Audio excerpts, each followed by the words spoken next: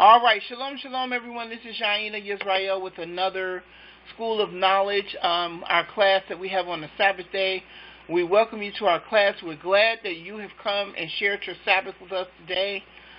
We did a lesson last week on the reason for, I wouldn't say the reason, explaining the white skin. And I think it was I listened to it online. It was very good. It went into detail. Not that this is anything racist or anything, but people ask questions about where did the Caucasian person come from. So that we have to establish, we established last week that there are three reasons for the skin to turn white. Either you are a descendant of Japhet, which makes you a Gentile, or you're under the curse of Gehazi or Joab. Or there's a fourth reason, you are a descendant of the fallen angel. They're not synonymous. It doesn't mean everything flows together and everybody's of the same lineage. That's not what that means. Just like there's a mixture of black people, when you look at us, everybody's not African, everybody's not Negro. You got different people from different places that represent different nations, but we all have the same skin color. It's the same with that Caucasian, white, pinkish skin color. You got them from different entities, from different ways. So we went through that. We talked about the fallen angels last week.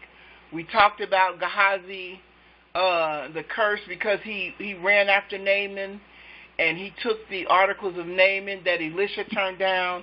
Then we talked about Joab, how Joab murdered one of the family members of King Dawid, and the king cursed himself out of his own mouth. Now we're going to deal with a very interesting person, and this is Esau, because there's been a lot of controversy about whether the Gentile is Esau or whether Esau is the Gentile, and the Bible speaks of them separately. The Bible speaks of each one of them separately, and each one of them separately has to be in place for their punishment. There's different Bible scriptures and chapters that are devoted to each one of them separately, but they do interchange sometimes. But the Gentile nation is the nation of people that are Japhet's children, that are now in the earth, that are dominating the earth. But Esau is the one that's ruling. And that's easy to see. And the way I can put it, because I asked the Most High today, how do I word that? And it's simple. Esau is the one that's ruling, and the Gentiles are the ones that enjoy the privilege. Simple as that. They enjoy the privilege. And both of them are working to make sure that it stays that way. Real talk. Seriously. That's the only way I can put that. Because nobody wants the situation to end. And that is something that we have to understand as we go through this teaching. The Gentiles are here. Yes, they are. And they have white skin. Yes, they do. The Edomites are here. Yes, they are. And they have white skin, pinkish skin. Yes, they do. And we're going to get into some real live detail today to explain who, where, when, how, and what. We're going to go over that today. So I wanted to hurry up and get started. I muted some people's phones, but I'm going to try to unmute you guys to please, like I said, the noise. Please try to keep the noise down, because this is something you don't want to miss. This will be put on the internet tonight once we finish our class, after the sun goes down, and we're going to deal with Esau, because Esau is very important. Because one thing about the Edomites, as far as the world is concerned, they have disappeared. And they want the world to believe that they have disappeared, and they haven't. They've always been here. They will always be here. Because the Most High has to deal with the Edomite in the end times. Now, we're not going to get into their punishment or anything like that. We're not even going to deal with that. But we're going to deal with Esau on a different term, in terms of his skin color, where he came from, and who he is. All right, so If you guys can open up your screen, for you all who don't have access to the screen, go into freeconferencecall.com, and for the ID, put in newcomers class, and then you'll be able to see the screen. Newcomers with an S, class is one word, newcomers class. That is our ID name, and you can be able to go in and see the screen, see what I have on my screen. I want everybody to get a chance to see this today because this is really going to be good. Really going to be good. If we get to go through all of it as far as we can go, it's going to explain a whole lot of things that have been going on that we didn't realize was going on in terms of Esau and Jacob. Because, you know, even watching the clip that I told you guys to watch where the brother was teaching about Esau and Jacob, this gets into a lot of detail. So let me open up the screen, and you guys let me know when you can see the screen. And we're just going to go ahead and get started. Can you see the screen now? Yes. All right, so we're going to get started. Esau. This is our topic. The color of Esau. Genesis chapter 25. When you go into Genesis chapter 25, this is talking about Rebekah and Isaac. Isaac went to the Most High because Rebekah couldn't have any children. So she ends up getting pregnant. She has twins in her belly. And verse 23 says, and the Most High said unto her, 2 nations are in thy womb, and 2 manner of people shall be separated from thy bowels. Now, what's important to understand about Rebekah is Rebekah's a black woman. She's a black woman. She's getting ready to give birth to 2 different colored children. Not just 2 different colored children, 2 different manner of people.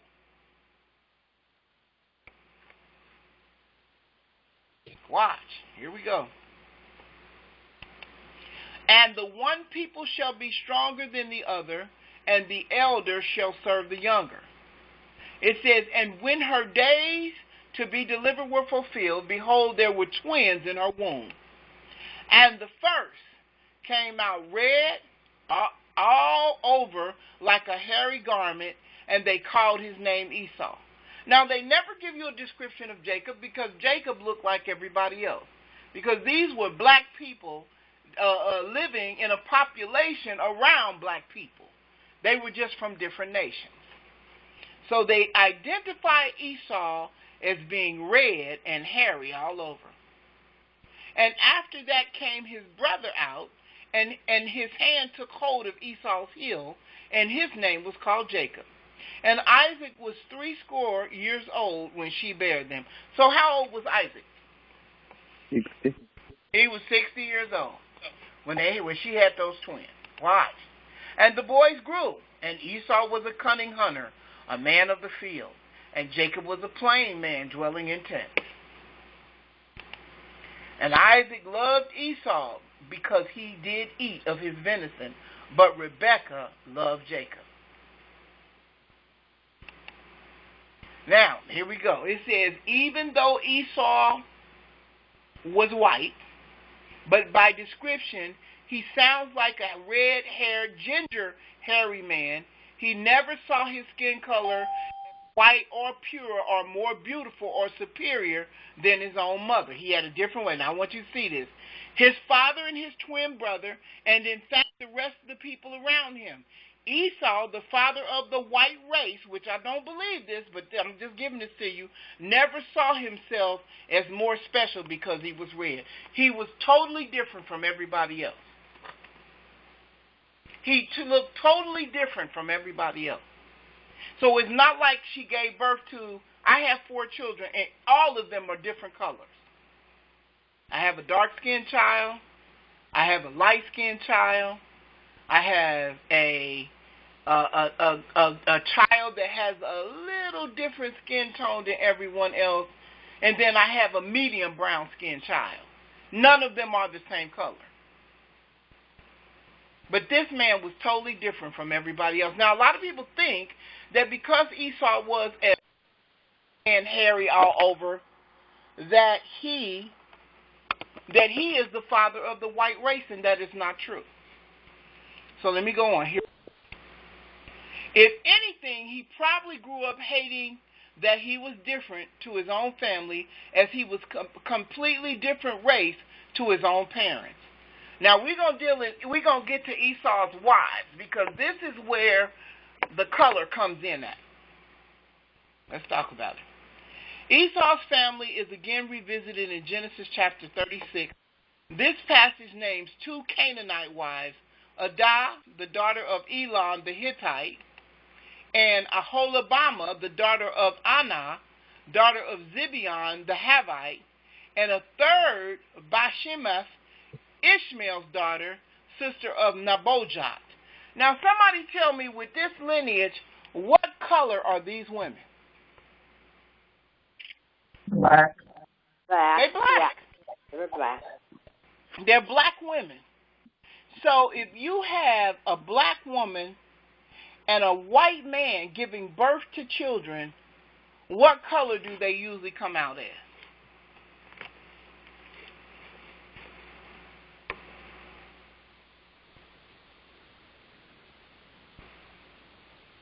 They're gonna come Today out as a part of color.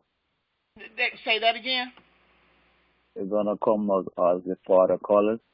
They're gonna come up like a different color. They're not gonna be totally white. Their skin color is gonna be more like sometimes an olive color.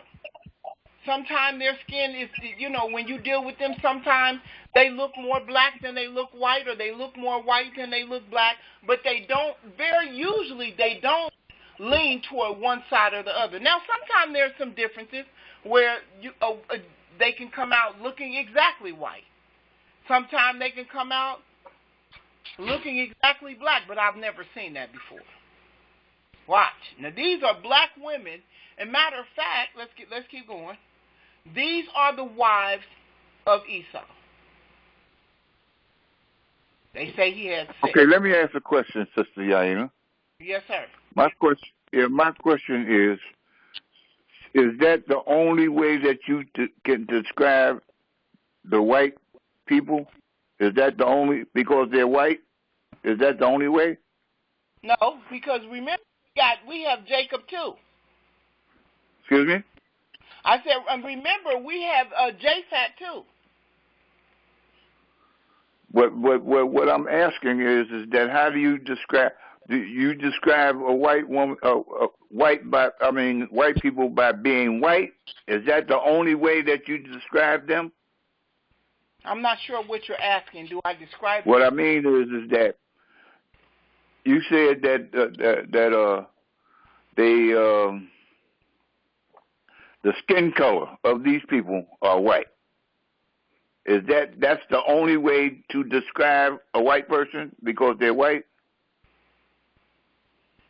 I wouldn't say that white people are white. They have more of a reddish tone to their skin. I don't know.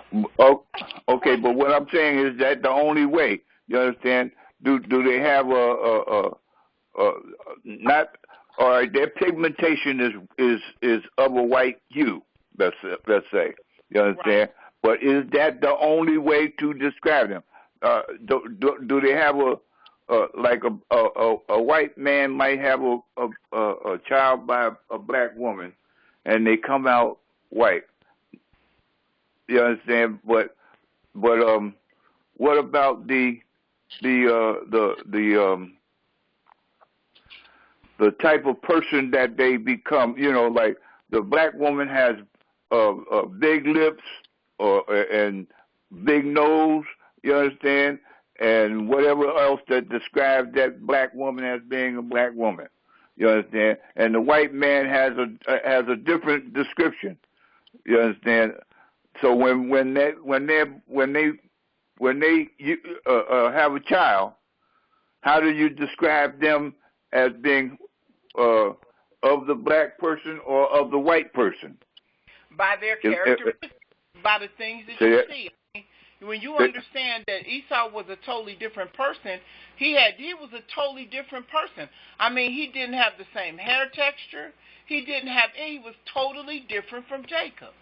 So when you mix the two, you come up with a variation of both of the parents, the white parent and the black parent. right? It's like Fresh Prince of Bel-Air, Alberto Rivera, I think is his name. Mm-hmm. His son is white like the mother, features white, but his hair is black. It's that kinky type. Yeah, so So they have. it's kind of hard sometimes. It depends on the individual, because if a black and a white have pretty much close features, the child could, the color could be confusing, except if you know who the father is. I'm gonna give you an example of what I mean. When Miriam was turned white by the Almighty, she did not lose who she was. She was still the same. She had the same features, but her pigment was different. So is that the same thing that we're talking about here?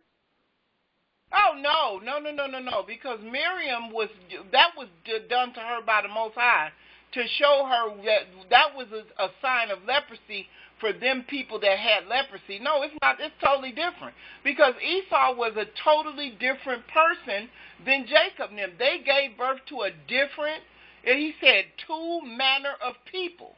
So it wasn't they were twins, but they weren't. They were in the same womb, but one looked one way and another one looked a whole another way. I could say this. Let's say this. Esau reached all the way back to Noah and pulled the color of Noah's skin from the genealogy. I mean, because Noah, but we gonna get there. Hold on, Brother Donnell, because what I'm trying to say is that these people that we're dealing with right now were not looking like white people, like people try to say.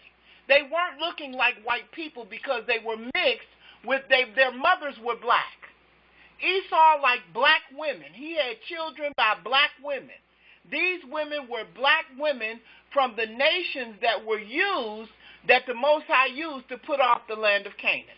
So there's no way Esau's children could have looked like Caucasian people. Say that. Because let me go one step further, and then I'm gonna shut up. You understand? Can the land where they dwelled at have anything to do with the whiteness of the skin? No, because if he pulled from Noah, and his skin was different, it didn't matter what the land was, the color of the land was going to be. He was going to remain that color. Now, he might have tanned a little bit, Brother Donnell, but he looked totally different from Jacob and them. He wasn't black. Well, I'm not saying that he didn't look different from Jacob at all. I'm talking about the children that he produced. Those children would be mixed, and they would have melanin in their skin from their mothers, and they would be able to produce a color. Yes, they would have color. That's what I was trying to say. They didn't look white. Like people want to say Esau's people were white. They didn't look white because the mothers, his wives, were black. All of them were black. So they I understand. And they were color. They had a color to their skin. I'm sure, the pigmentation, melanin. Yes, absolutely. Yes, absolutely. Okay, all right, but what we're talking about is white. Well, I'm going to let you go ahead with your story, and I'll probably come up with a question later on. Go ahead, I'm sorry. Yeah, I'm going to show you how they intermingle. Let's watch. Okay, these are his wives. Genesis chapter 28. This is Genesis chapter 28, verse 9. It says, Then went Esau unto Ishmael and took unto the wives which he had, Mahalath, the daughter of Ishmael, Abraham's son, the sister of Neboshah, to be his wife. Now, what was the nationality of Ishmael? Ishmael was a black man.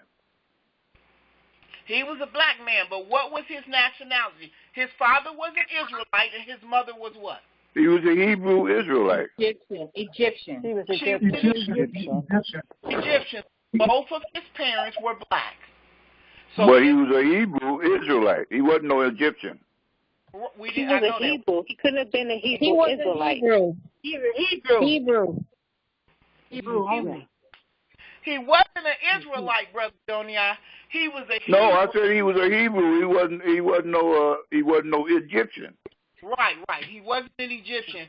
He was a Hebrew through the lineage of Abraham. You're absolutely right. And both of his parents were black. Now Absolutely. watch. Historical information. It says in Genesis 28, and this is verse 8, and Esau seeing that the daughters of Canaan pleased not Isaac his father. So Isaac wasn't pleased with the fact that Esau married those women that were Hittites and Canaanites. Watch.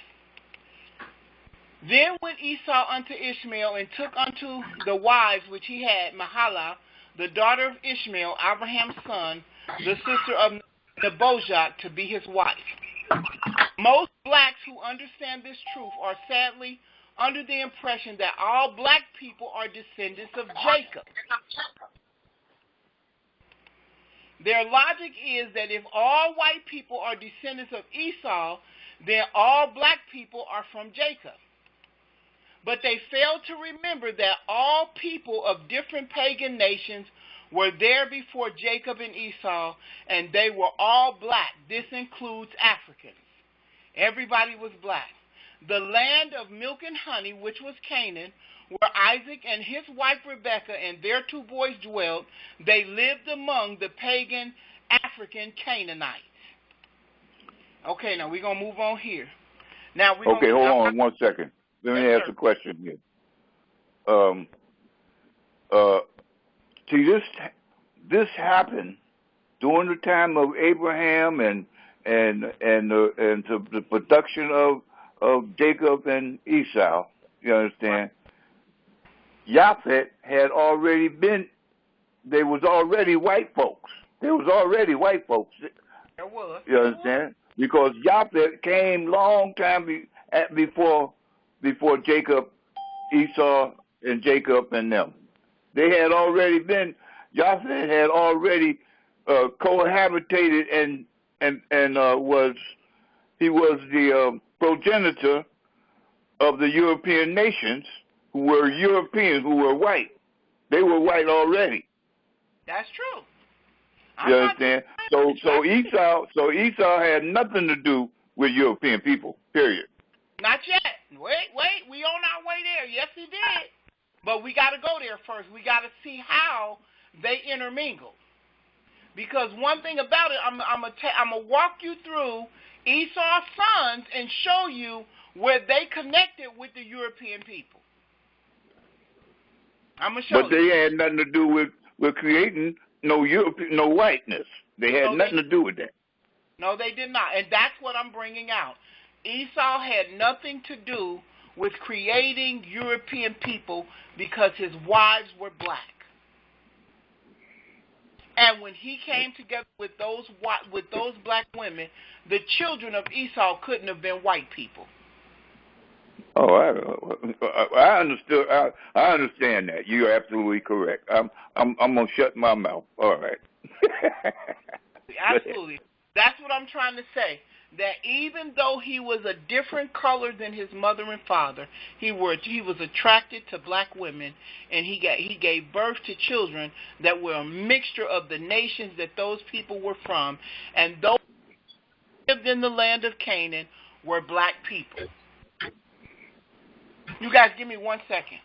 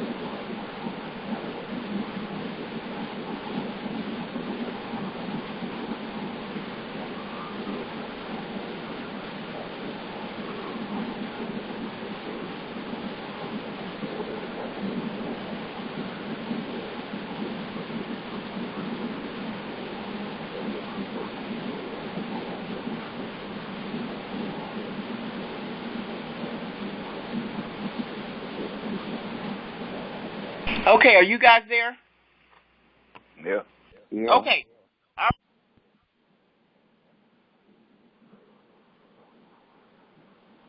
You cut off. Everybody understands that, correct? That the fact that Esau, even though he was a different color, he married black women, right? Hold on just a minute. Yes. Here we go. All right, so here it says. Can I say one? Yes, ma'am, go ahead. Can I say one thing? And I completely agree with what you're saying so far, but I just wanted to add this as I'm listening just so you know, like what is in the back of maybe some people's minds. I know it's in mine, that we can white ourselves out, if you will.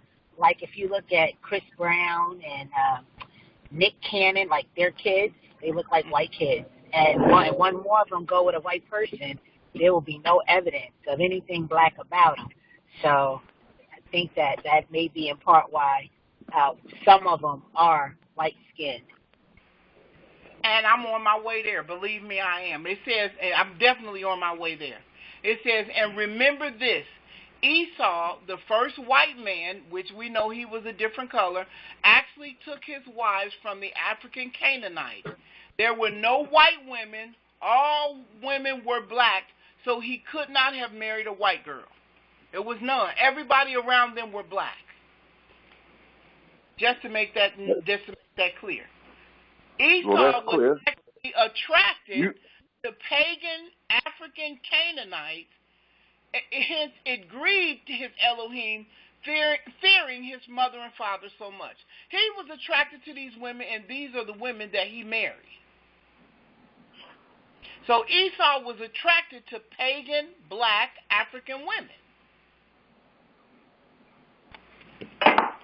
Okay, now listen, it says, according to history and Jewish texts, Esau's two Canaanite wives, Adah and Aholibamah, were pagan whores. They dwelt in Esau's tent, but at night went back to their people and prostituted themselves.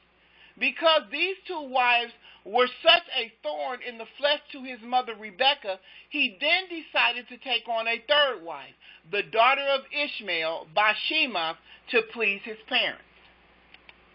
But according to history, his third wife was worse than the Canaanites, and through Esau's union with Bashemath, he conspired with his uncle Ishmael to kill Isaac and Jacob and eliminate the seed of Israel and replace it with his. Hence today the Edomites born from the womb of Ishmael's daughter, Bashemath, are what we know today as the Jews. Watch.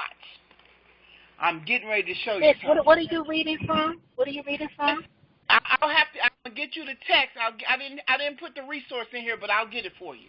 Okay. This is out of one of the books that I found about Esau, the Romans. I'll get you the text. I think it's out of Esau, how Esau became Rome. I'll get you the book. Now, this is the Genesis chapter 36. Watch what it says. Now, these are the generations of Esau, who is Edom. Esau took his wives of the daughters of Canaan. We read that earlier. Adah, the daughter of Elon the Hittite, and Aholibamah, the daughter of Anah, the daughter of Zibeon the Havite. And Bashemath, Ishmael's daughter, sister of Nebajoth, however you pronounce it.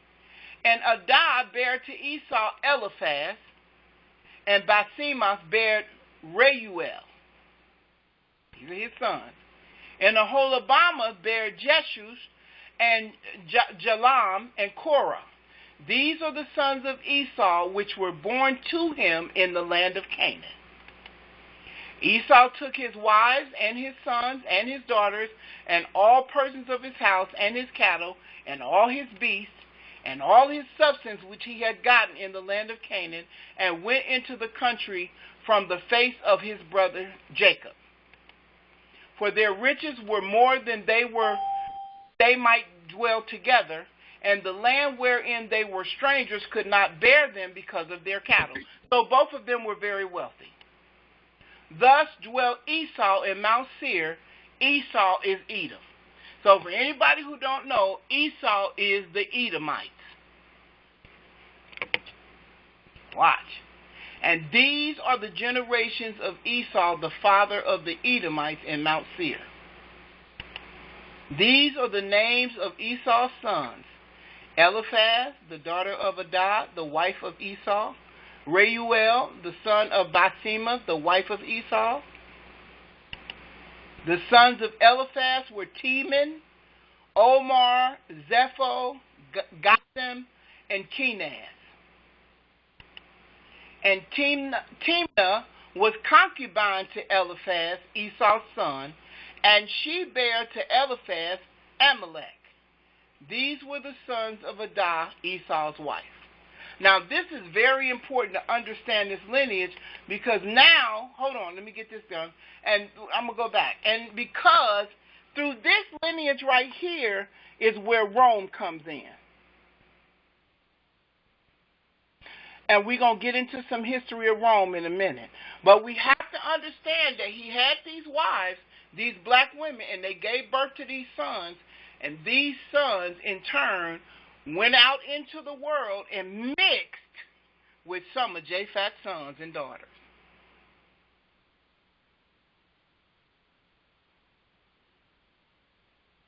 So you get the Amalekites from Eliphaz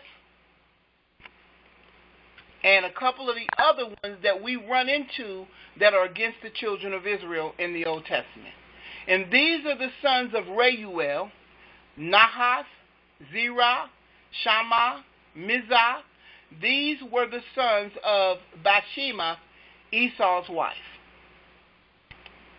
And these were the sons of Aholibamah, the daughter of Anah, the daughter of Zibeon, Esau's wife. And she bare to Esau Jeush and Jaalam and Korah. These were the dukes of the sons of Esau, the sons of Eliphaz, the firstborn son of Esau, Duke Teman, Duke Omar, Duke Zepho, Duke Kenaz. So they called themselves dukes. If you look today, in the terms of some of the powerful people in the world today that is ruling the world today, some of the royal families call themselves dukes. They still do. I'm not going there today. Duke Korah, Duke Gatam, Duke Amalek, these were the dukes that came of Eliphaz in the land of Edom. These were the sons of Adah. Any questions? Yeah, I got a question. Yes, sir. Is it possible that we talking about, when they talk about dukes, Russia is considered themselves dukes?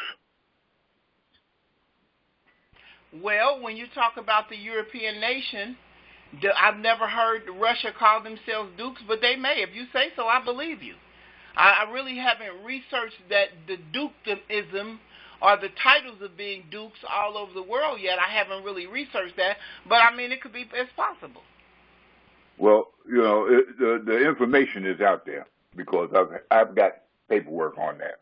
But that's, you know, I just wanted to know if you knew anything, relative to it. Continue. I haven't researched that. I haven't done that yet. It says, and these are the sons of Reuel, Esau's son, Duke Nahath, Duke Zerah, Duke Shammah, Duke Mizah. These are the dukes that came of Reuel in the land of Edom. These are the sons of Basemath, Esau's wife. So there were many of them. As many sons as Jacob had, Esau was doing the same thing. And these are the sons of Aholibamah, Esau's wife, Jesh, Duke Jaalam, Duke Korah. These were the dukes that came of Aholibamah, the daughter of Anah, Esau's wife. These are the sons of Esau, who is Edom, and these are their dukes. These are the sons of Seir, the Horite, who inhabited the land of Lotan and Shobal and Zibeon and Anah. and Dishon, and Ezer, and Dishan. These are the dukes of the Horites, the children of Seir in the land of Edom. And the children of Lotan were Hori, Heman, and Lotan's sister was Timnah. And the children of Shobal were these: Alvin, Manahath, Ebo, Shepho, and Onan. And these are the children of Zibeon, both Ajah and Anah. This was Anah that found the mule in the wilderness as he fed the asses of Zibeon his father. This is important. I'm going to come back to why. And the children of Anah were these: Dishon and Aholabama, the daughter of Anah. This is very important. And these are the children of Dishon: Hemdan and Eshban and Iphran and Shiran. The children of Ezer are these: Bilhan and Zavan and Akan. The children of Dishan are these: Uz and Aran. These are the dukes that came of the Horites: Duke Lotan, Duke Shobal, Duke Zibeon, and Duke Anah. Duke Dishon, Duke Ezer, Duke Dishan. These are the dukes that came of Hori among the dukes in the land of Seir. And these are the kings that reigned in the land of Edom before there reigned any king over the children of Israel. So before Israel had a nation, Edom had already established themselves as a kingship.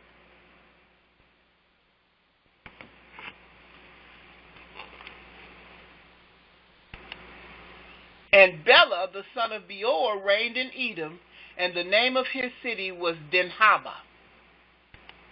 And Bela died, and Jobab, the son of Zerah of Bozrah, reigned in his stead. So these are talking about their family. And Jobab died, and Husham of the land of Temani reigned in his stead. And Husham died, and Hadad, the son of Bedad, who smote Midian in the field of Moab, reigned in his stead, and the name of his city was Abith. And Hadad died, and Samlah of Masrekah reigned in his stead. And Samlah died, and Saul of Rehoboth by the river reigned in his stead. And Saul died, and Baal-Hanan, the son of Akbar, reigned in his stead. So these are all the kings that they had. This is the order. I'm going to keep on going here because all these are the names of the dukes. I don't want to have to go through this whole thing. Okay, now, so I've established the fact that Esau had wives. They were black women. He had set up a kingdom. He had a royal status already in place. He had kings and dukes, just like we see today, that we see in some of the royal families across the earth that is ruling. And that is why I established this, because we have to understand that, yes, we are in the age of the Gentile, but Esau is ruling. Yes, there's a difference between the Edomite and the Gentile. Always has been. But Esau is in control today, just like I said earlier. Esau is the ruler, and the Gentile is enjoying the privilege. And they work together simultaneously to make sure that they stay on top. Now, what I want to establish now is the relationship that Yah has with Esau, Jacob's brother. Because before we can get to how he mixed and what the purpose of the mixing was, we have to establish why Esau wasn't the chosen one. And we're going to get into that. So, because there are people, I know some of you all on this line already know this, but there are new people on this line that do not know why Esau, being the firstborn, didn't get the promise. Because he was not the one chosen by the Most High to get the promise. And I have to lay this foundation for you to understand what happened and how he ended up taking over the European nations and becoming the head of Rome. Because Esau is Rome today. Now, does that mean he's all Caucasian people? No, that does not mean that. That's why I tell everybody, you can't say all white people are bad, because they're not. And all of them that you see are not Esau. But Esau is ruling. Any questions about that? Of course, you know I've got questions. Anyway, You understand? See, the thing is about Esau, you understand, is that he enlarged Rome. What I mean by he enlarged Rome is that he cohabitated and affiliated himself with Rome. Right. But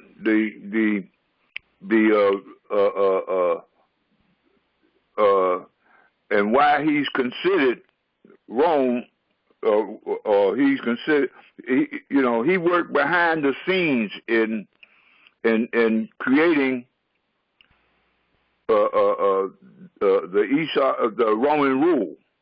Yes. Just like he worked behind, he was all in Europe, you understand? And he worked behind a whole lot of folks, man. All of those European nations, he works behind the scenes, you understand? And he enlarged those nations by being a part of those nations, you understand? But he is not, I know you're going to get into it, but you understand, when we marry into the other nations,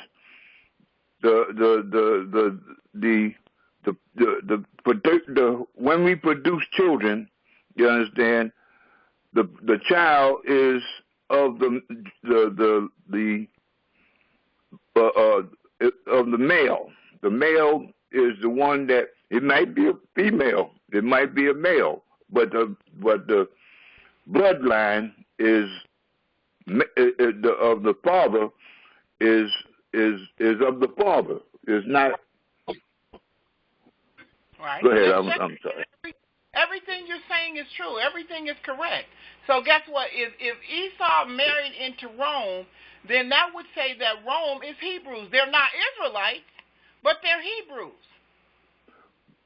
The one. No.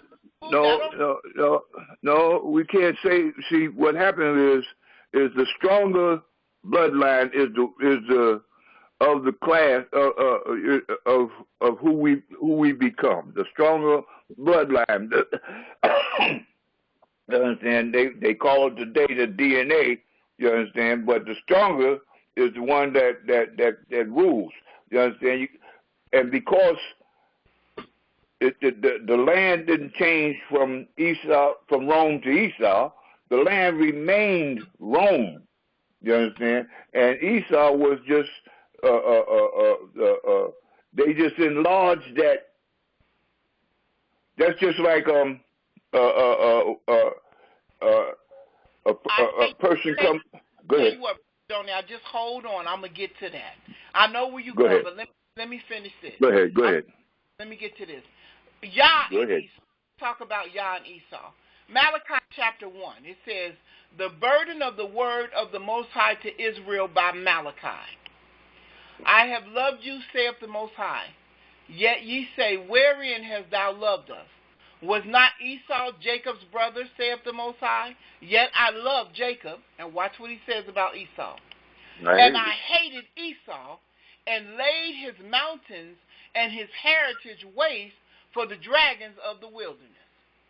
So here again is another characteristic of the Most High that most people don't want to acknowledge, is the fact that he said he hated Esau through his prophet Malachi. Let me go back and read it again. Just we on our way. The burden. So he's not all that loving and everything that everybody thinks. Right, absolutely. The burden of the word of the Most High to Israel by Malachi. This is Malachi being used. Now the Christian church goes into the book of Malachi all the time to preach against tithes that they're not entitled to because they're not of the Levi tribe. They don't even acknowledge they're Hebrew Israelite at all, but because they say they are spiritual Israel, the real Israelites are supposed to give them 10% of their money to be able to keep the program that they have going. That's just no a side. Such thing. But here we are. No such thing as spiritual. No such thing as spiritual Israel. No such thing. The burden of the word of the Most High to Israel by Malachi. I have loved you, saith the Most High. Yet ye say, wherein hast thou loved us? Was not Esau Jacob's brother? Saith the Most High. Yet I loved Jacob, And I hated Esau, and laid his mountain and his heritage waste for the dragons of the wilderness. Whereas Edom saith, we are impoverished, but we will return and build the desolate places, thus saith the Most High of hosts. They shall build, watch what he said, they shall build, but I will throw down. And they shall call them the borders of wickedness, and the people against whom the Most High had indignation forever.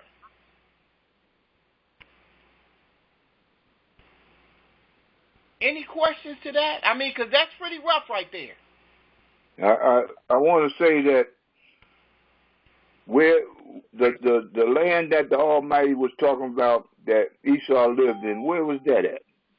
It was in the Caucasus Mountains in Russia. Mount Sierra.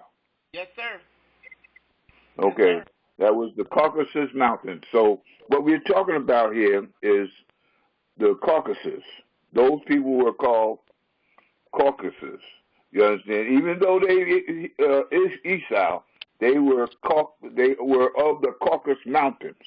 You understand? Between the Black Sea and the Caucasus Mountains. I think that's how it is. You understand? Yeah. And, so what does that tell you about the scripture when he says that they say, well, I'm going to go back, it says, whereas Edom saith, we're impoverished, but we will return and build the desolate places, thus saith the Most High of hosts. Watch what he says. They shall build, but I will throw down, and they shall call them the border of wickedness, and the people against whom the Most High has indignation forever. That means that the relationship that he has with Esau is nothing. I agree. Nothing. I agree. This goes back to the prophet Malachi to understand that the relationship that he has with Esau is nothing. He said he hates Esau. Watch. And your eyes shall see, and ye shall say, the Most High will be magnified from the borders of Israel. Any questions at all whatsoever on that right there? That's just that's Old Testament. That's the Old Testament about Israel. Let me go a step further. See, when we talking about the Caucasus, see those people that live. I can't go on. You're taking me off my topic. You're taking me off my topic. Let's talk about that afterwards. Well, let me finish this. Well, I just want to make this clear. You understand? Is that there's two sets of people. That we are dealing with Rome. I mean, that's just the way it is. We are dealing with Rome, and we have to be able to understand that. I mean, I hate to do this, but I got to be able to finish this lesson. I want to be able to finish this lesson, and then once the lesson is over, we can go into that. But we got to be able to finish this lesson. Because we getting off topic, and I don't want to get off topic. I really don't. I want to be able to stay on topic. Does anybody else have any questions? Anybody? Okay, Romans chapter 9. Here we go. Now, this is what it says in the New Testament. It says, I say the truth in Christ, I lie not. My conscience also bearing me witness in the Holy Spirit, in the Holy Ghost, that I have great heaviness and continual sorrow in my heart. For I could wish that myself were accused for Christ for my brethren, my kinsmen according to the flesh. This is Paul talking about the Israelites, who are Israelites, to whom pertaineth the adoption and the glory and the covenants and the giving of the law and the service of Yah and the promises. So all of this belongs to the Israelites, who are the fathers, and of whom, as concerning the flesh, Christ came, and who is over all, Yah blessed forever. Amen. Watch. Not as though the word of Yah has taken on effect, for they are not all Israel which are Israel. So what does that mean when he said they are not all Israel which are Israel? Paul is saying today that there are some people back then in those times who were telling people that they were the Israelites and they were not. Neither because they are the seed of Abraham are they all children, but in Isaac shall thy seed be called. That is, they which are the children of the flesh, these are not the children of Yah. So that goes back to what we were saying earlier, is that all of the people that we deal with on the first lesson that are of the other nations are not the children of the Most High. Even Esau's children are not the children of the Most High, but the children of the promise are counted for the seed. So there's a select group that he chose. He said, for this is the word of promise, at this time will I come, and Sarah shall have a son. And not only this, but when Rebekah also had conceived by one, even our father Isaac, watch what he says, for the children being not yet born, neither having done any good or evil, that the purpose of Yah according to election might stand, not of works, but of him that called it. So what that means is, even in the womb, before these boys was even born, the Most High knew that Jacob was going to be the one that he was going to call. Even though Esau was first, even though Esau was the oldest, even though Esau did what he did, Jacob was the one that the Most High was going to use. They hadn't been born. They hadn't committed any sin. They hadn't done anything yet, but he chose Jacob in the womb. Watch what he say. He said, it was said to her, the elder shall serve the younger. As it is written, Jacob have I loved, but Esau have I hated. He hated Esau when he was in the womb. Why do you think that? Somebody tell me, why do you think he hated Esau when he was in the womb?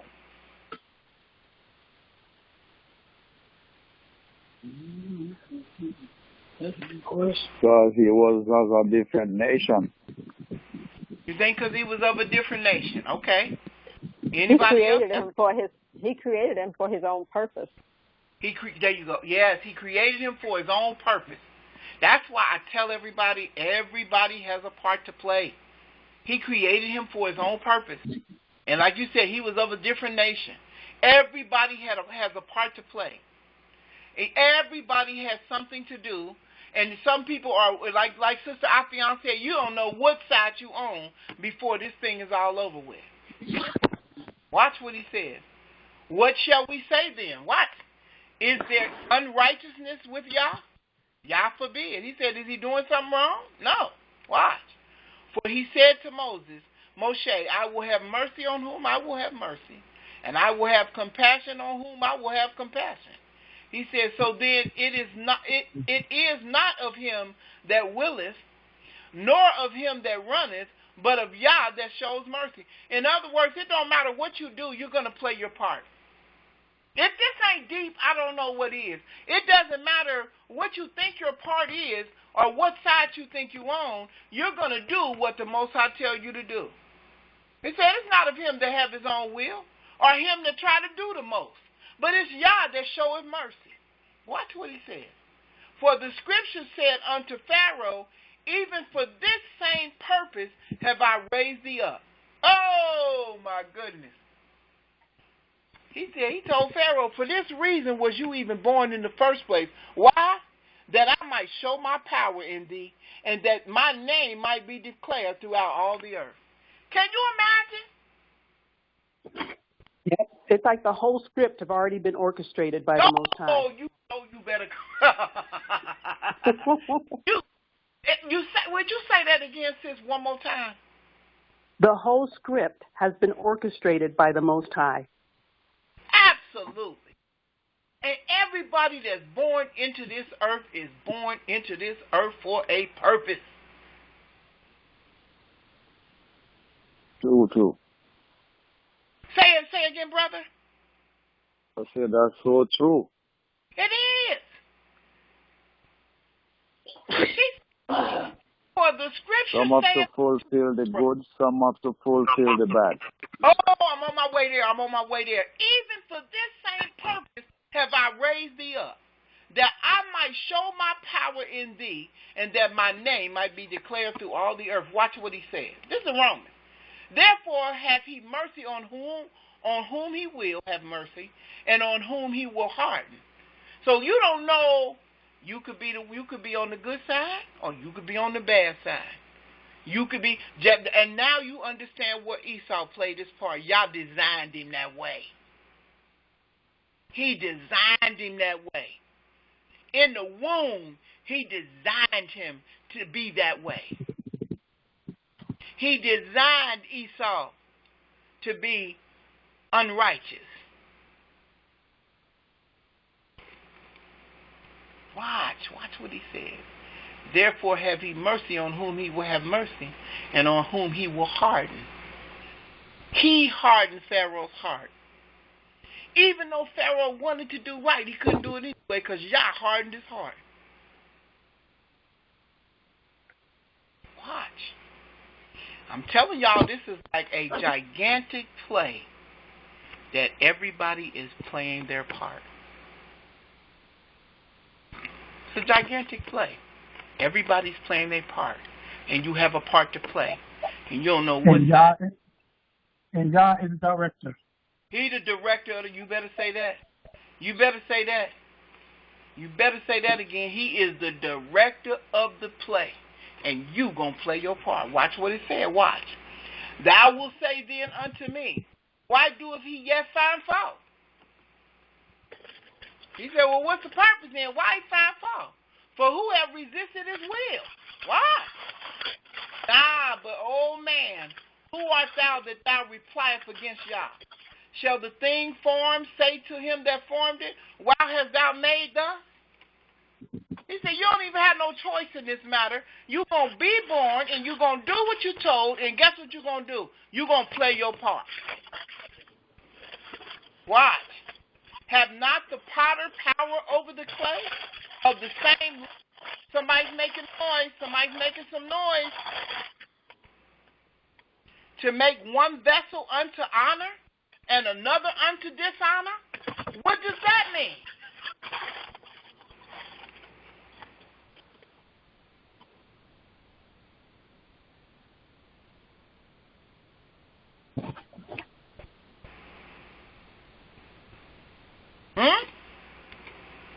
Let me read it again.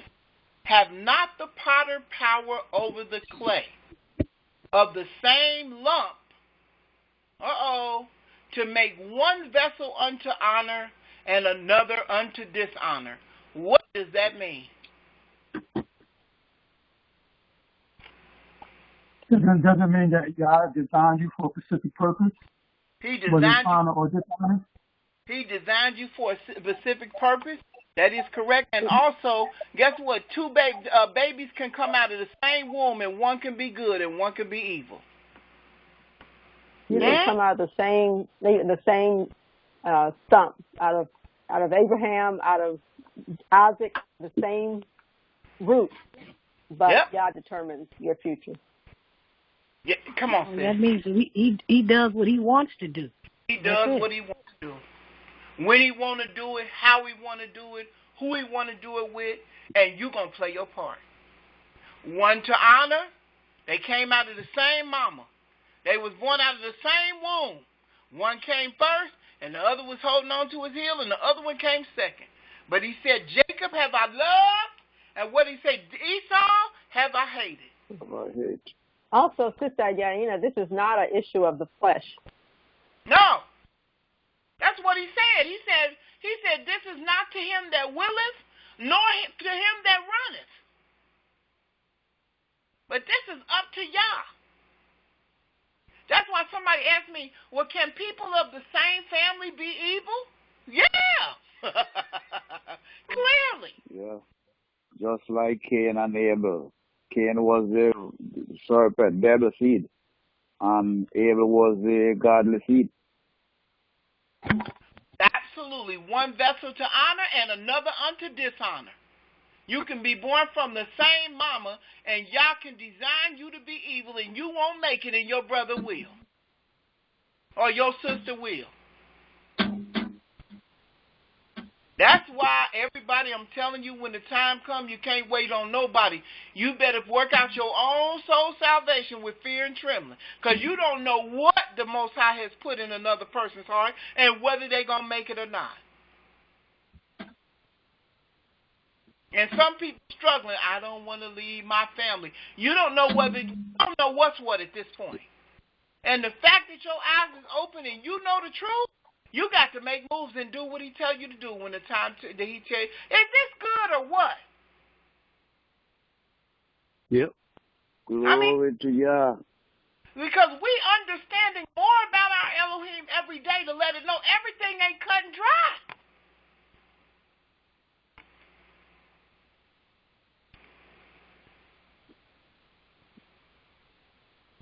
I'm going to read that one more time because this is my favorite right here.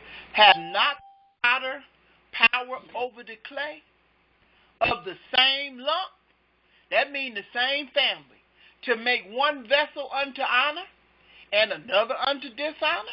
Watch what he says. What if Yah, willing to show his wrath and to make his power known, endure with much long suffering the vessels of wrath fitted to destruction, and that he might make known the riches of his glory on the vessels of mercy, which he have afore prepared unto glory. Anybody have any questions over that? Anybody have any questions at all?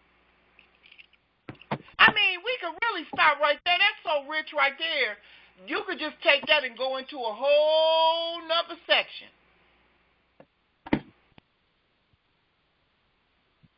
That explains a lot. 2 babies in the womb. The choice was made in the womb. The father was a Hebrew. The mother was a Hebrew. They were both black. The father went to Yah and said, "My wife can't get pregnant." Yah honored the request. She conceived with twins, and he told her two different manner of people are in thy womb, two different nations. 2 nations. 2 manner of people.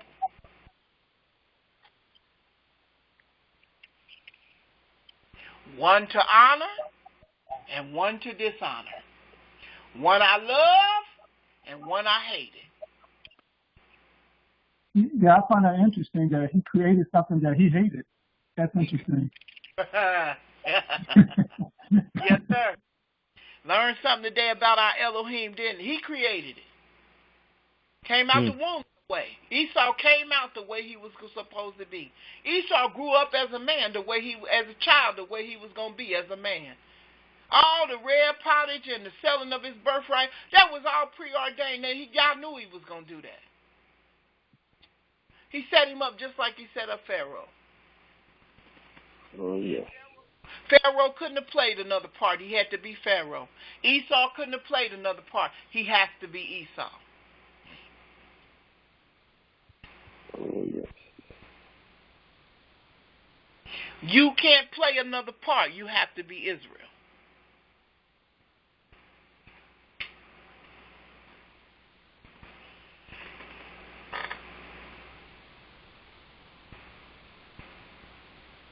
So do we still have free will?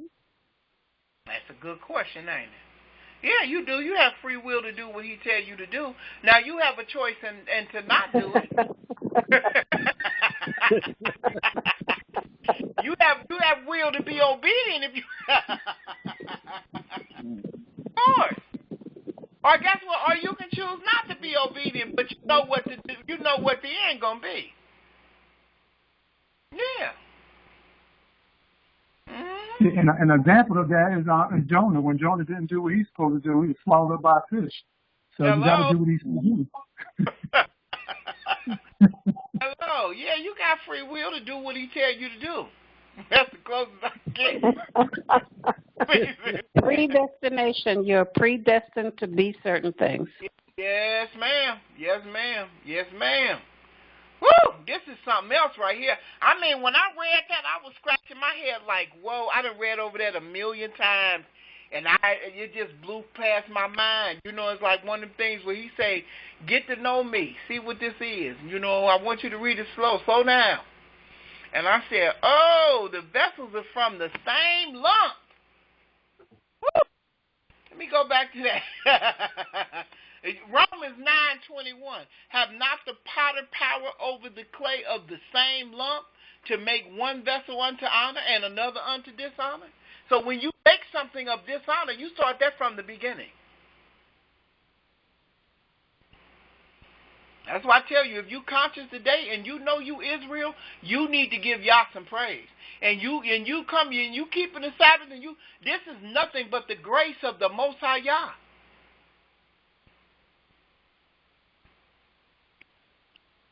Woo!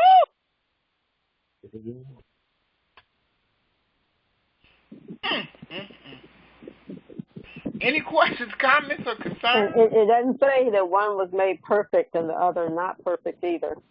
No. No. It's mercy from Yah. No. That's why it says, nah, but, oh man, who art thou that replieth against Yah? Shall the thing formed say to him that formed it, why hast thou made thus? You can't even answer the question like, why was I born to be the villain? I didn't want to be the villain. Why you make me be the villain? That's the part you got to play.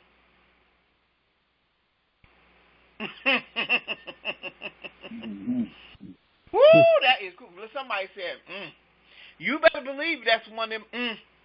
You like, yeah, I just want to say thank you. Woo. He had no choice. He came in the world under dishonor. And everybody want to make it seem like Jacob tricked him. Oh, Jacob tricked him out of his birthright. No, that was the part he had to play. He was already born dishonorable. If you make something, that's from the beginning. From the same lump is from the same lump. If you from the same lineage and from the same family, you from the same family. To make one vessel unto honor and another unto dishonor, you done split the atom. You done made something altogether different than you not made, that you wasn't supposed to make. You made it to be dishonorable. He was going to sell his birthright. He was going to do what he did.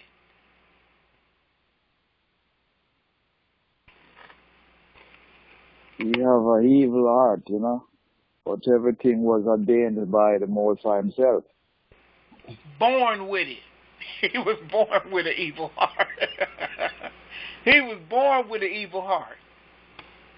You know, we done all had them family members that you just wonder what's wrong with you. And something wrong with you. Why you just can't get it? And now you understand this is how they were made. I don't understand why you don't understand it. Because they just don't get it.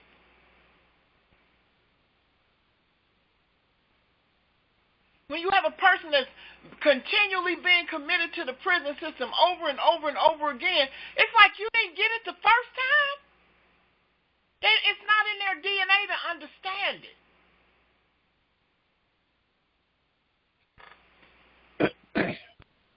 Some vessels are made to dishonor out of the same family.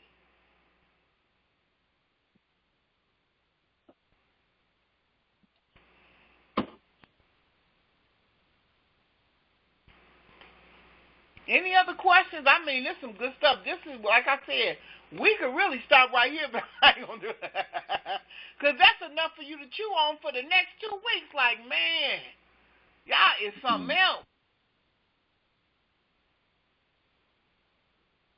Like she said, the scripts have already been written. He wrote the end from the beginning. He did.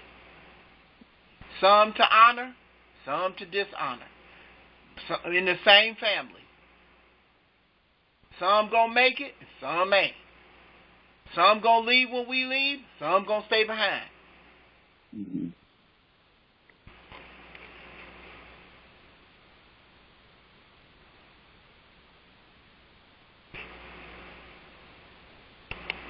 Crucial. I mean, really. Let me finish this off. I'm going to do it again. Here we go.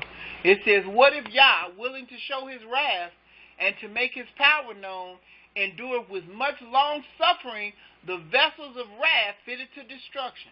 All this is so he can show his power, Just like he told Pharaoh. He said, you was brought into the earth so that I could make my name known among the earth, that I could declare my name in the earth.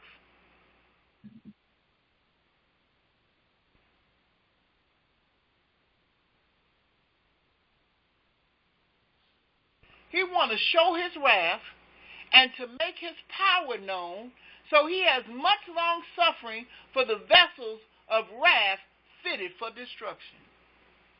What side are you on?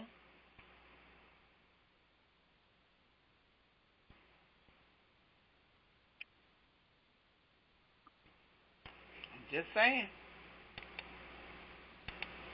And that he might make known the riches of his glory on the vessels of mercy, which he have afore, prepared unto glory. When it say afore, it means before time. Like she said, predestined. So if I replace that word and say, and that he might make known the riches of his glory on the vessels of mercy, which he had predestined, prepared unto glory. He already know who gonna make it and who ain't.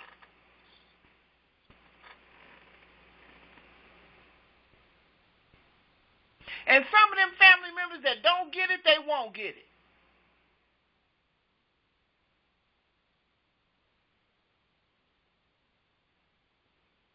I know this tight. Almost stiff-necked people, you know. Wait, this kind of tight. I know it is.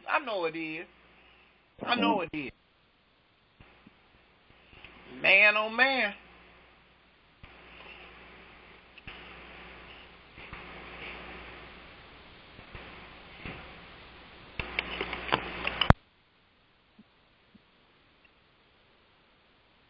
Well, it can be a bit hard to digest when you were brought up in Christianity, where they taught us whosoever will, let him come, and we could float in and we could float out, we can come in, we can leave, and we can kind of toddle back and forth. But when you realize that this whole thing was written from the beginning, and when we look at Jeremiah 1:5, where he said, before you were born, I knew you. So he wrote the script from the beginning, and we're playing our part whether we think we're making up our minds to do what we do or not. That's right. We're playing our part. You're playing your part. And the fact that he woke you up when he did was a blessing for you to understand that you are Israel. And absolutely. That you're making an effort to do right. Because guess what? Some of our brothers and sisters won't wake up. Some of our brothers and sisters, and if they wake up and they come, they won't have the heart to do that which is right. And that's when he's going to separate. Now we understand the rebel. He's going to separate the rebel from the real. Vessels of honor and vessels of dishonor. Wheat from the tares. Yes, man. He's going to use the long suffering that he has. Oh, let me go back to that scripture. See, y'all going to make me preach right now. Hold on. Let me go back. Where he say? Hold on. Let me open up this screen because y'all got to be able to see this. Hold on. Now, see, you got me. I'm going now.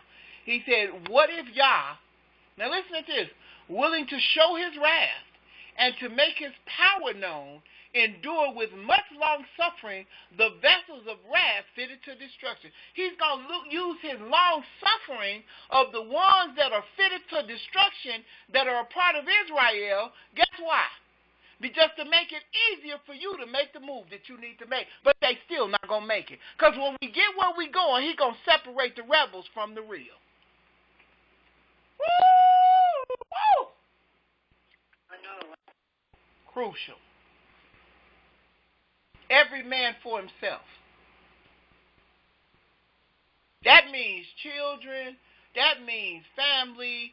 That means you train them up and you tell them what they should do. You give them all the tools that they need to have. But everybody has to make their own choice what they're going to do. And you'll tell which side they on by the choices that they make.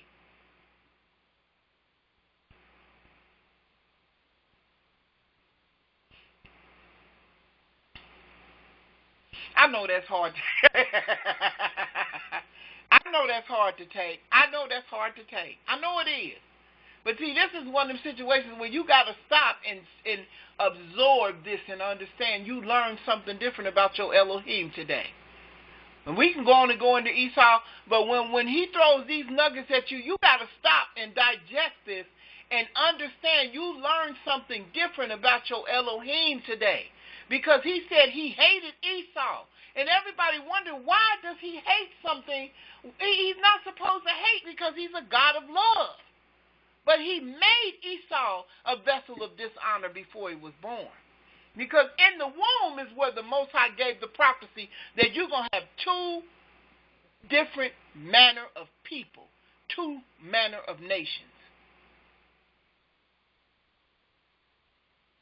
And the elder would serve the younger. He put the order in place. He gave the prophecy. He told the whole thing. Because he knew what he made Esau as. He made him as a vessel of dishonor.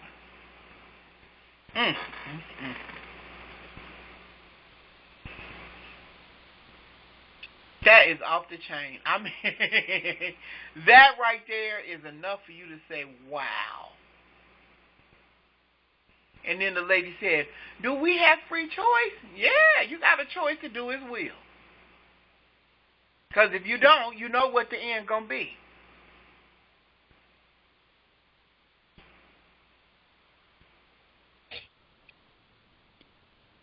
And that's the question. Do we have free choice?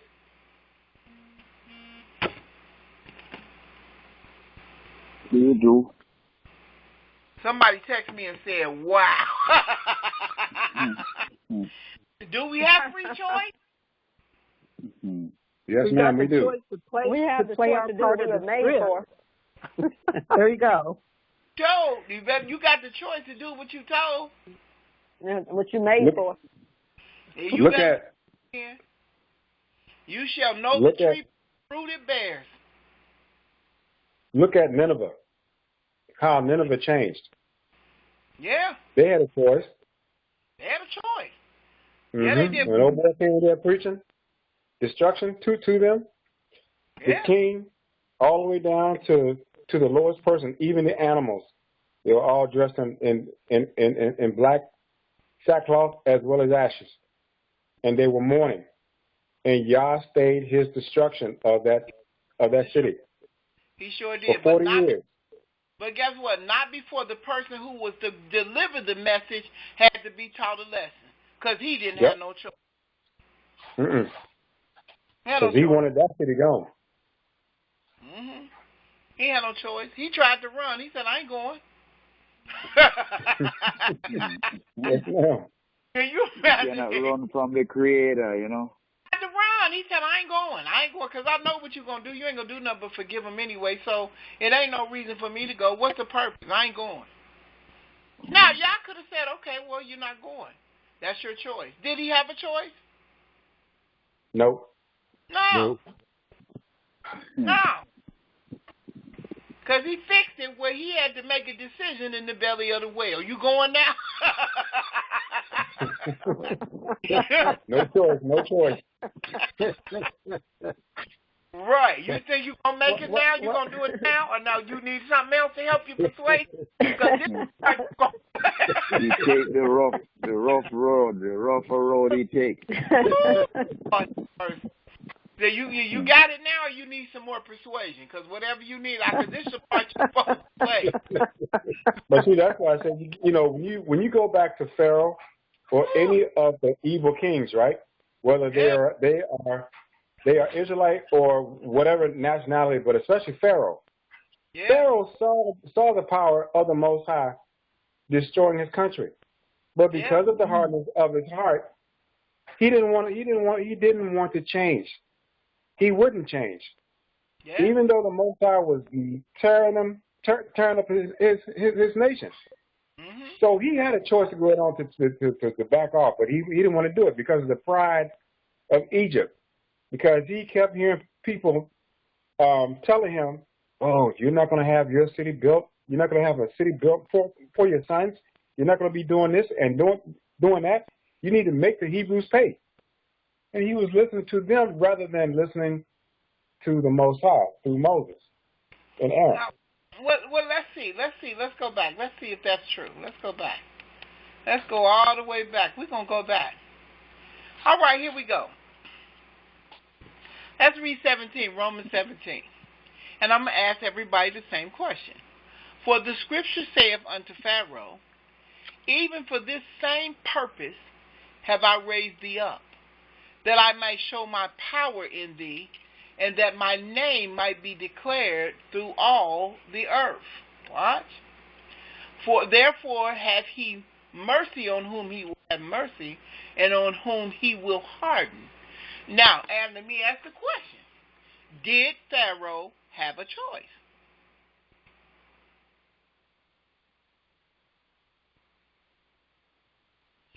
No. No. Because why didn't he have a choice? Because y'all birthed him into the earth to play the part that he played, and every time he might have wanted to change, what did y'all do? Harden his heart. Harden his heart. He hardened his heart. Yes, that's true.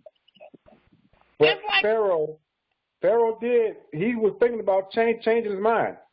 He was. He tried to, but he couldn't. Because that's not why he was born. He had to play his part. And every time he went to try to change his mind, somebody was in his ear speaking negative, like you said.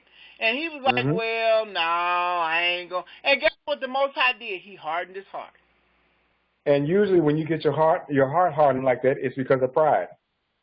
That's true. Pride comes before the fall. Before the fall. That's true. Absolutely. Absolutely. So he was purposed for that reason. Because if he could have changed it, he would have. He couldn't. He had the power to do that. Let's put it like this. His character was not to the point where it was important enough for him to go against everybody because the Most High hardened his heart. Well, look at Saul. Saul, Israelite king. He was not appointed by the Most High, but the people appointed him, and he didn't do what the Most High say to do in destroying every Amalekite, every animal that was there. So he fell. He could have went on ahead and not do it, but he chose to do what the people said. He was afraid more of the people than he was of the Most High. Now, did he have a choice? Yes, he had a choice. You think he had one? This is my opinion. My opinion. He did have a choice. I told him what to do. Okay. Well, we're going to read the story of Saul. We're going to go back and read the story of Saul and see if Saul had a choice. Because while Saul was yet king, the Most High knew Saul wasn't going to obey. Is there anything that y'all don't know? No. There is nothing. No, he knows everything. He knows everything. So he knew when Samuel appointed him king that Saul wasn't going to make it. He knew it. He knew it. He knows everything. Because he knew Saul was a vessel of dishonor. He knew what Saul was. He made him that way. That's how crucial. That's how crucial Yah is. He made him that way. He knew he wasn't going to do right. He made him that way. But he still proposed the choice for him to do right. He gave him instructions. That's all he did. That's all y'all do is give you instructions. Keep my Sabbath, keep my laws, my statutes, and my commandments. Do what I say. We good. He told Saul the same thing. I want you to go in. I want you to kill them all off. Don't leave nothing alive, no cattle, no kids, no nothing. Kill it all. Saul brought back King Og and the cattle. He knew Saul's heart wasn't right. And he had David already on standby. He knew David was going to be the king. None of this happens by chance.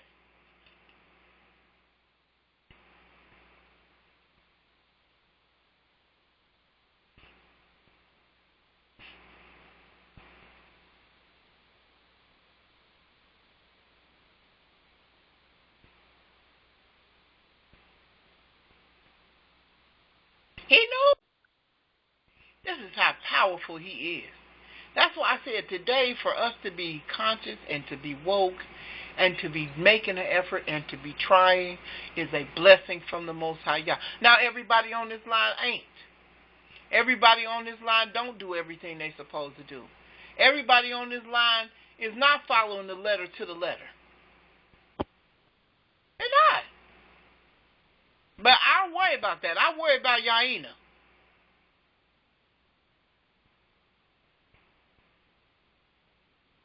They don't.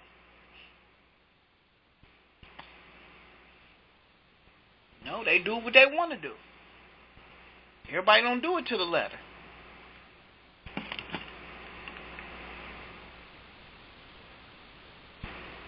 Everybody don't. Yes, indeed. It's a crucial situation. I mean, this is the Elohim that we serve. This is the Elohim that is the one that we deal with every day. This is the Elohim that we all think we know. Crucial.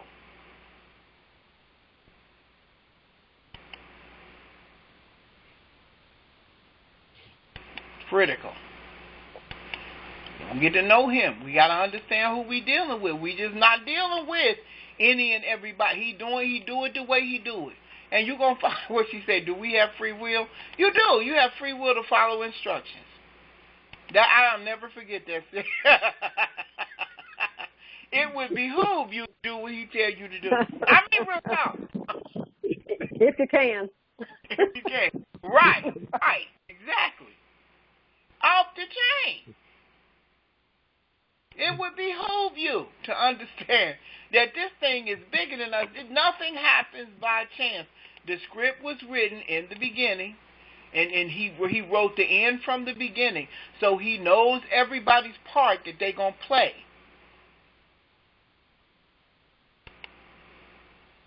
He knows everybody's part they're going to play. And everybody has to play their part. I think we're gonna end the recording here, but not the class. I don't really want to go into anything else because this was just too rich to let go. I just couldn't move forward. We're gonna resume the rest of Esau next week and get that in there as part 3. But I mean, when you understand, that's deep. I mean, that's just deep. He hated Esau from the womb. From the womb. That was a newborn baby that had not done anything at all whatsoever. And that's what he said up here. He said the same thing. Let me go back to the scripture. Where he said, where we at?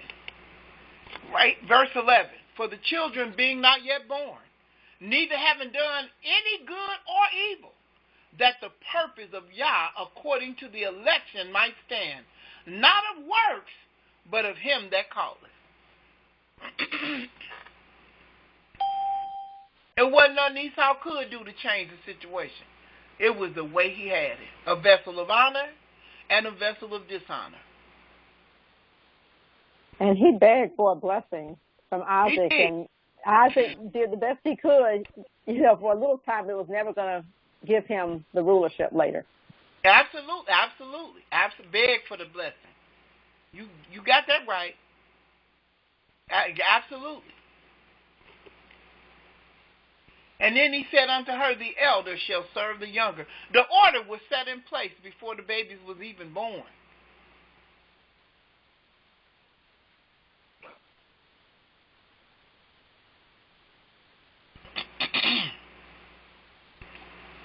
It's some powerful stuff right here, boy. I'm telling you. This right here is some powerful stuff. It is. And everybody be like, well, that's New Testament, y'all. That's the New Testament. Well, let me take you back to the Old Testament so we don't have no misunderstanding. Malachi chapter 1 said the same thing. Same thing. Malachi chapter 1, verse 1. The burden of the word of the Most High to Israel by Malachi. I have loved you, saith the Most High. Yet ye say, wherein hast thou loved us? Was not Esau Jacob's brother? saith the Most High. Yet I loved Jacob, and I hated Esau, and laid his mountain and his heritage waste for the dragons of the wilderness. Wherein Edom saith, we are impoverished, but we will return and build the desolate places. Thus saith the Most High of hosts, they shall build, but I will throw down. They shall call them the borders of wickedness, and the people against whom the Most High has indignation forever. And your eyes shall see, and ye shall say, the Most High will be magnified from the borders of Israel. So that's Old Testament, New Testament, Old Testament.